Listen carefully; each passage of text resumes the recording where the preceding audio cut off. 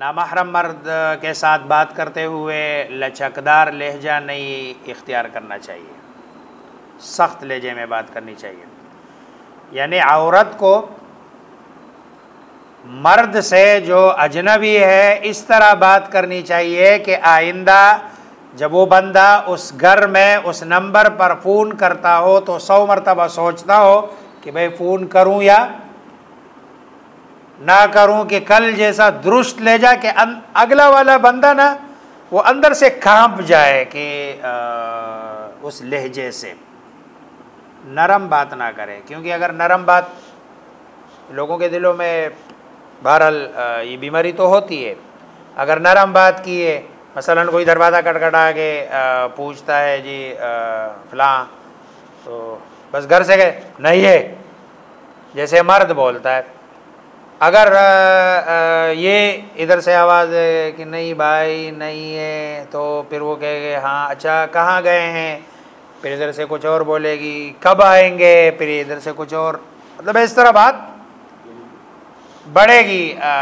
इसलिए फरमाया कि नरम लहजे से बिल्कुल बात, बल्कि जानबूझकर ऐसा लहजा इख्तियार करना चाहिए कि जिसमें सख्ती हो, और ऐसा लहजा बिल्कुल इख्तियार नहीं करना चाहिए कि जिससे नज़ाकत और कशिश महसूस हो अगले वाले बंदे के लिए। अलबत्ता बग़ैर बद अखलाक़ी के हल्के फुल्के अंदाज में, जैसे कोई बंदा रूठे अंदाज में बात करता है, एक है रूठापन और एक है बद अखलाक़ी नहीं करनी चाहिए, लेकिन रूखेपन से बात कर ले। ये तो तब है कि जब आम गुफ्तगू हो। अब अगर कोई ऐसी मजलिस है कि गैर मर्दों के साथ फिर हंसना, बोलना, अशार का तबादला करना, ये तो बिल्कुल ही नाजायज़ है और हराम है। कितना बुरा है फिर। यानी सिर्फ बात करना, हंसना, बात जना और गप्पे लगाना ये नहीं है, अशार का तबादला करना या इस तरह की चीज़ें करना ये नहीं है, बल्कि क्या है, सिर्फ बात करना उसमें। नंबर 2, बिला ज़रूरत घर से बाहर ना निकले। बग़ैर ज़रूरत के औरत घर से बाहर नहीं निकलेगी, क्योंकि औरत का जो असल मकाम है और ठिकाना है वो उसका घर है, और औरत का जो असल फरीदा है वो घर की तामीर और ख़ानदान की परवरिश, और उसकी तामीर और तरक्की के लिए अपनी सारी सलाहियतें बरूए कार लाना। और ऐसी सरगर्मियाँ जो इस मकसद में खलल पैदा करे, ऐसी कोई सरगर्मी औरत के लिए जायज़ नहीं होगी। अब अगर कहते हैं ना, आजकल कहते हैं हाँ ये सोशल लेडी है, ये जो सोशल लेडी है ना, अब ये सोशल लेडी होना ये ऐसी सरगर्मी है कि जो उसकी ज़िंदगी का अल्लाह ने मकसद बनाया है कि अपने शौहर की खिदमत, अपने बच्चों की तरबियत, घर को संभालना, ये सोशल होना। अब सोशल होने का मतलब क्या है, सुबह जी निकली और शाम को घर वापस आई है, क्योंकि ये सोशल लेडी है। ये सोशल लेडी होना, ये घर से बाहर निकलना अल्लाह तबारक व तआला ने मना किया है, ज़्यादा सोशल लेडी बनना। हाँ, सोशल लेडी अगर आप इस माना में ले, मतलब है कोई बंदा कहे कि भाई सोशल लेडी, मसलन आपका मोहल्ला है और आपके मोहल्ले में ज़रूरतमंद है, हाजतमंद है, आप उनके काम आती है, तो अगर इस तरह के सोशल वर्क है तो इसमें कोई हरज नहीं, बल्कि ये क्या है, कारी सवाब के घर भी संभाल रही है और साथ में मोहल्ले के 3, 4, 5 घरों को भी देख रही है, तो इसमें वो नहीं। लेकिन ये जो बाकायदा एक सोशल वर्कर बनकर सारा दिन सारी रात घूमना फिरना, शरीयत में इसकी गुंजाइश नहीं है। और इसलिए अल्लाह तबारक व तआला फरमाते हैं कि ख़वातीन को घर में बैठना चाहिए।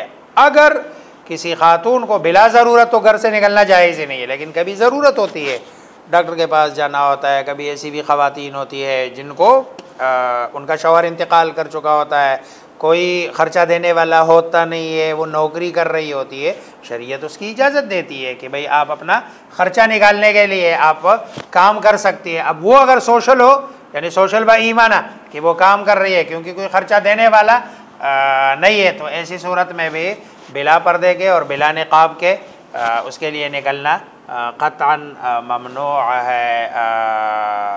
बाहर कदम निकालना ये जो ना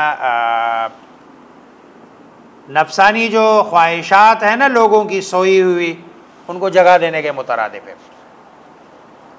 जितना मर्द औरत आपस में एक दूसरे से दूर होंगे, रसूलुल्लाह सल्लल्लाहु अलैहि वसल्लम का फरमान है अलमरअतु औरतुन, अलमरअतु औरत। ये जो उर्दू में लफ्ज़ है ना औरत, ये पता है किससे मुश्तक़ है? ये लफ्ज़ आर से मुश्तक़ है, ये लफ्ज़ आर से मुश्तक़ है। और ये औरत हम देखो ना, इन मर्द के जिस्म के कुछ हिस्से को भी क्या कहा जाता है? औरत। आप कहते हो ना जब नमाज के फ़राइज़ और उससे पहले जो सत्र औरत कहते हैं, तो ये सत्र औरत का क्या मतलब है? औरत से हम बीवी या औरत तो नहीं मुराद है ना, औरत से मुराद वो जगह कि जो छुपाए जाने वाली है, जिसको दिखाने बंदा उसको क्या समझता है? आर समझता है, अपने लिए ऐब समझता है। तो चूँकि औरत पूरी की पूरी छुपाए जाने की चीज़ है और उसमें कोई एक चीज़ भी दिखाने वाली नहीं है, इसलिए मर्द के तो सिर्फ नाभ से लेकर घुटने तक के इलाके को औरत का है, और औरत को पूरा का पूरा क्या कहा है? औरत का है अलमरअतु औरत। अच्छा, उर्दू में एक और लफ्ज़ भी ख़वातीन के लिए इस्तेमाल होता है, क्या? मस्तूरात। ये मस्तूरात का रूट गया है सातारा, सतर, मस्तूरात। ये मस्तूरत उनकी जमा है, और मस्तूरा कहते हैं छुपाई गई, छुपी हुई। यानी जो लफ्ज़ है ना इसके लिए इस्तेमाल होने वाले, वो सारे के सारे उसके इस पर्दे पर दलालत करने वाले हैं। चीज आएंगे, मतलब है कुरान में, हदीस में इस पर बड़ी लंबी बात है और आयात है, अहादीस है पर्दे के बारे में। लेकिन अगर बंदा सिर्फ, अल्लाह ने थोड़ी सी भी अक्ल दी हो, सिर्फ ये जो औरत के लिए जो लफ्ज़ हम इस्तेमाल करते हैं उस पर भी गौर करे, तो उसके अंदर भी उसका पर्दा क्या है? छुपा हुआ है। लेकिन फिर जो है ना उसकी तरफ जिस के जहन में वो किसी ने लिखा हुआ था मस्तूरात के लिए इंतज़ाम मौजूद है, तो वो पढ़ता है, कहते हैं मस्तो रात के लिए इंतज़ाम मौजूद है। अगर बनाने में बंदा आ जाए तो मस्तूरात के लिए इंतज़ाम मौजूद है, पढ़ने वाला उसको पढ़ रहा है मस्तो रात के लिए इंतज़ाम, गोया कि मस्तो को इधर कर दिया और रात को उधर कर दिया, दो अलग चीज़ें बना दी है।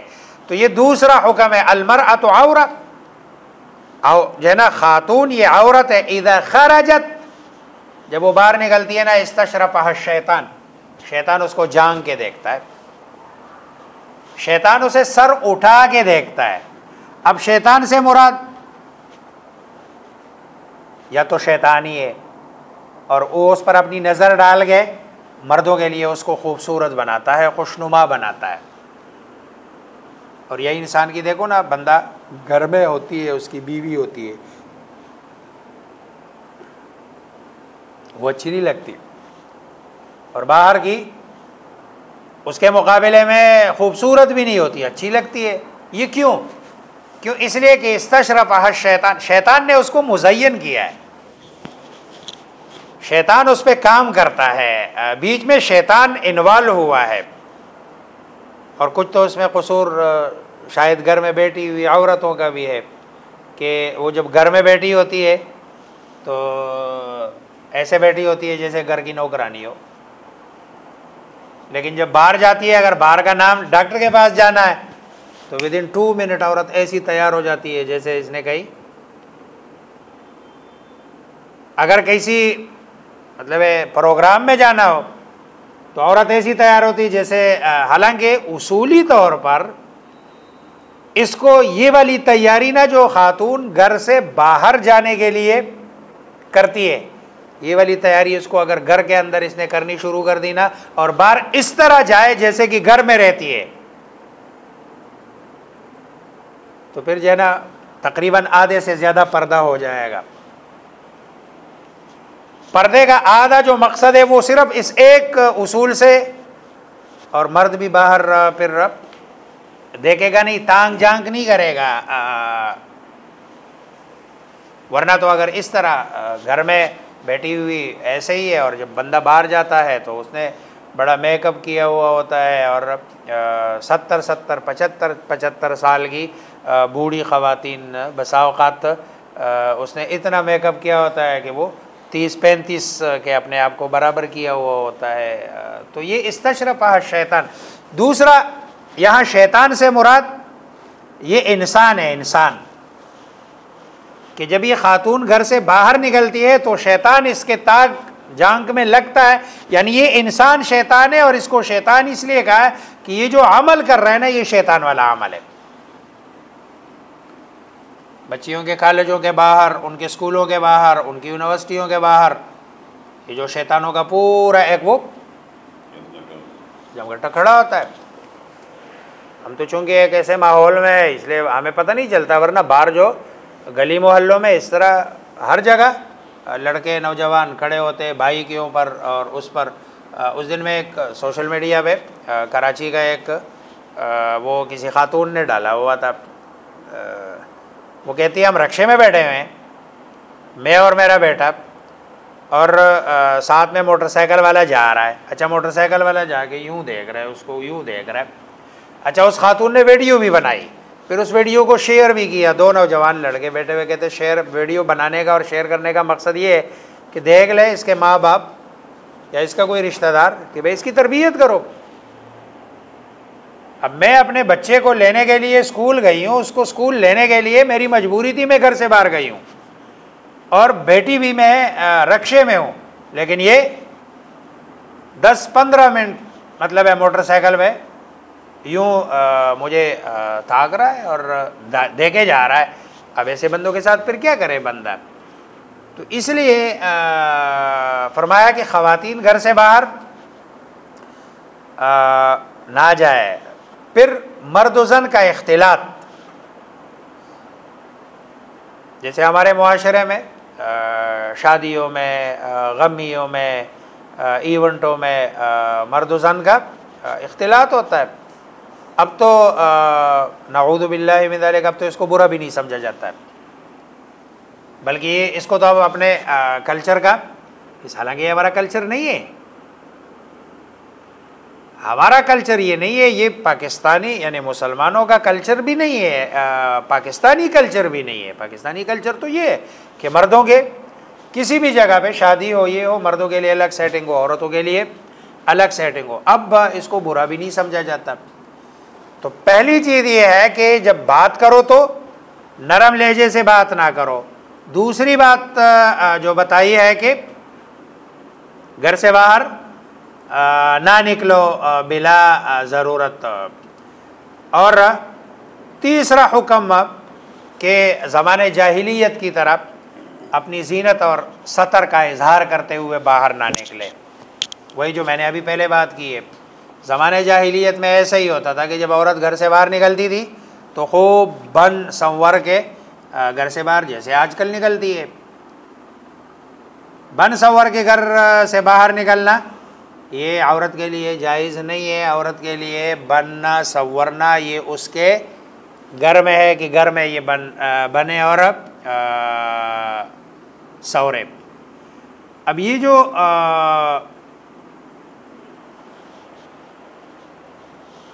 अहकामात है ये सारे है तो मतलब है अज़वाज मुतहरात को, लेकिन अज़वाज मुतहरात जैसी पाकीज़ा